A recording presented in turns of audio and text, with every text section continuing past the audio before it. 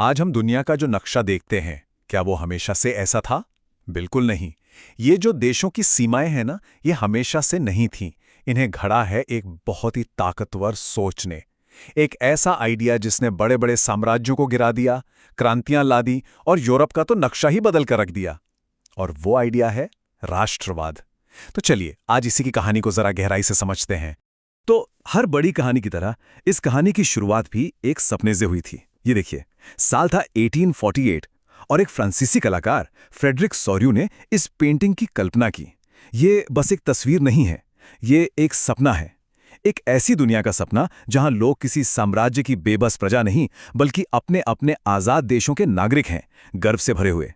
आप देख सकते हैं कि कैसे अलग अलग देशों के लोग अपने झंडे लिए अपनी वेशभूषा में स्वतंत्रता की मूर्ति की तरफ बढ़ रहे हैं।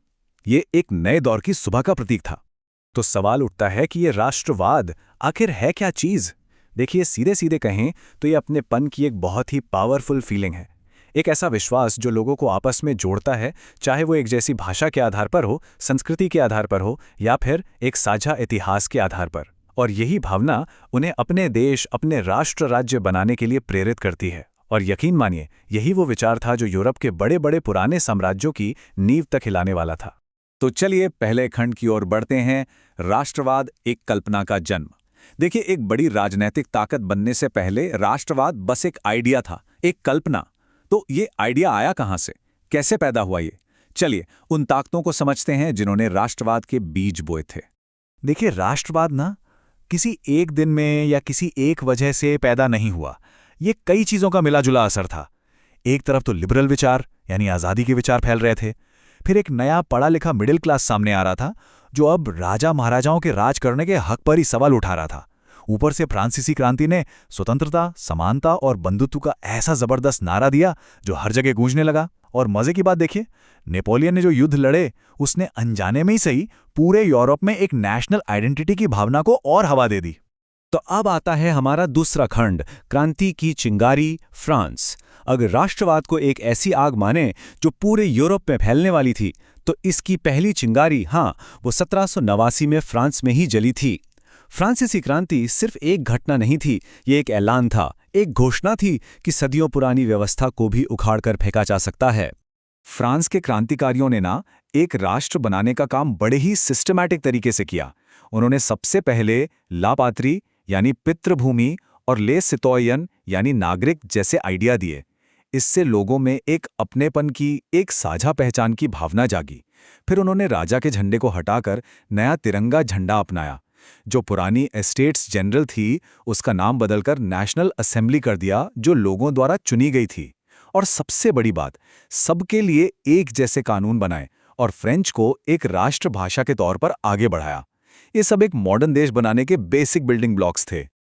और फिर एंट्री होती है नेपोलियन की। और यहां एक बड़ी दिलचस्प बात है। एक तरफ तो नेपोलियन ने फ्रांस में लोकतंत्र को खत्म कर दिया, लेकिन दूसरी तरफ उसकी जो नेपोलियन संहिता थी, यानी उसका जो सिविल कोड था, उसने पूरे यूरोप में क्रांति के विचार फैला दिए। कैसे? उसने कानून के सामने सबको बराबर कर दिया, जन्म से मिलने वाले सारे स्पेशल अधिकार खत्म कर दिए। तो मतलब इस तानाशाह ने अनजाने में ही पूरे यूरोप में क्रांति के बीज बो दिए थे। चलिए अब आगे बढ़ते हैं खंड 3 पर, विचारों का टकराव। अब देखिए, नेपोलियन का दौर तो खत्म हो गया और उसके जाते ही पूरा यूरोप एक दोराहे पर आ खड़ा हुआ। सवाल यह था कि क्या वो भविष्य की तरफ बढ़ेगा या वापस अतीत में लौट जाएगा? यहीं से शुरू हुआ विचारों का एक जबरदस्त टकराव। तो ये टकराव था किनके बीच? एक तरफ थे लिबरल नेशनलिस्ट। ये कौन थे? ये वही उभरता हुआ मिडिल क्लास था जो चाहता था कि सरकार लोगों की सहमति से बने, देश का एक संविधान हो, प्रेस को आज़ादी मिले। और दूसरी तरफ थे कंजर्वेटिव यानी रूढ़िवादी। ये लोग पुरानी व्यवस्था को ही बनाए रखना चाहते थे, मतलब राजा का राज, चर्च का दबदबा और समाज का पुराना ढांचा। अब पूरे यूरोप का भविष्य इसी बात पर टिका था कि इन दोनों में से किसकी जीत होगी। तो हुआ ये कि 1815 में वियना की संधि में कंजर्वेटिव्स ने एक तरह से पलटवार किया। उन्होंने कोशिश की कि समय का पहिया पीछे घुमा दिया जाए और जिन राजाओं को नेपोलियन ने हटाया था, उन्हें वापस गद्दी पर बिठा दिया। लेकिन क्रांति की जो आग थी, वो इतनी आसानी से बुझने वाली नहीं थी। क्रांतिकारियों ने छिपकर काम करना शुरू कर दिया। उन्होंने सीक्रेट सोसाइटियां बनाई और आज़ादी की मशाल को जलाए रखा। और नतीजा 1830 और फिर 1848 में पूरे यूरोप में विद्रोह की लहरें उठ खड़ी हुईं, जिसने इस पुरानी व्यवस्था को सीधी चुनौती दी। इस डर को समझने के लिए ये एक कोटेशन काफ़ी है। ऑस्ट्रिया के चांसलर थे मेटरनिच। उन्होंने एक इतालवी क्रांतिकारी ग्यूसेप मैज़ीनी के बारे में कहा था कि वो हमारी सामाजिक व्यवस्था का सबसे खतरनाक दुश्मन है। सोचिए ऐसा क्यों कहा? क्योंकि मैज़ीनी का सपना एक ऐसे इटली का था जो एक हो और जहां लोकतंत्र हो, राजा का राज नहीं। और ये आइडिया राजशाही और साम्राज्यों के लिए तो सबसे बड़ा खतरा था ही। और अब कहानी अपने सबसे अहम मोड़ पर आती है। ये हमारा खंड 4 है, राष्ट्रों का निर्माण, जर्मनी, इटली। अब तक जो राष्ट्रवाद सिर्फ एक आइडिया था, एक सपना था, अब वो एक ठोस हकीकत बनने जा रहा था। इतिहास के स्टेज पर 2 नए और ताकतवर देश उभरने वाले थे, जर्मनी और इटली। लेकिन एक बात साफ थी, ये नए देश सिर्फ मीठी मीठी बातों या आदर्शों से नहीं बनने वाले थे। प्रशिया के चांसलर ओटो वॉन बिस्मार्क ने तो साफ साफ कह दिया था कि जर्मनी को एक करने का काम भाषणों और बहुमत के फैसलों से नहीं, बल्कि लोहे और खून से होगा। मतलब युद्ध और सैन्य ताकत से। इसी को कहते थे रियल पॉलिटिक का दौर, यानी वो राजनीति जहां कोरे आदर्श नहीं, बल्कि ताकत और कूटनीति ही सब कुछ तय करती है। तो सवाल ये है कि ये दोनों देश आखिर बने कैसे? अगर जर्मनी की बात करें तो वहां ताकतवर प्रशिया ने बिस्मार्क की लीडरशिप में जंग के दम पर देश को एक किया। दूसरी तरफ इटली में सार्डिनिया पिडमोंट के काउंट कवूर ने कूटनीति, मतलब डिप्लोमेसी और गठबंधनों का बड़ा ही शातिर खेल खेला। तो रास्ते भले ही अलग थे, पर मंजिल दोनों की एक ही थी, एक यूनिफाइड राष्ट्र बनाना।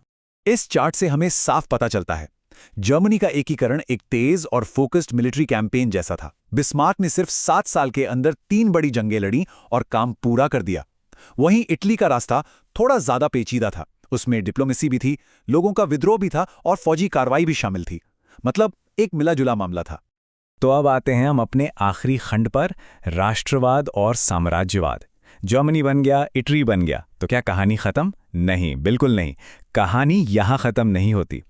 19वीं सदी के आखिर में इसी राष्ट्रवाद ने एक बहुत ही खतरनाक मोड़ ले लिया। अब ये साम्राज्यवाद, यानी दूसरे देशों पर कब्जा करने की होड़ के साथ जाकर मिल गया। और इस खतरनाक बदलाव का सबसे बड़ा उदाहरण था बाल्कन का इलाका। ये इलाका पहले ऑटोमन साम्राज्य के कंट्रोल में था और यहाँ बहुत अलग अलग तरह के जातीय समूह रहते थे, जो सब आज़ादी चाहते थे। लेकिन जैसे ही वो आज़ाद हुए, वो आपस में ही लड़ने लगे। हर नया देश अपने पड़ोसी की जमीन हड़प कर बड़ा बनना चाहता था, और इस लड़ाई में यूरोप की बड़ी ताकतों ने भी अपनी अपनी रोटियां सेकीं।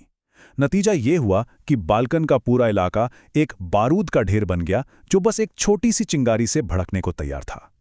और वो चिंगारी लगी और उसने पहले विश्व युद्ध की भयानक आग भड़का दी।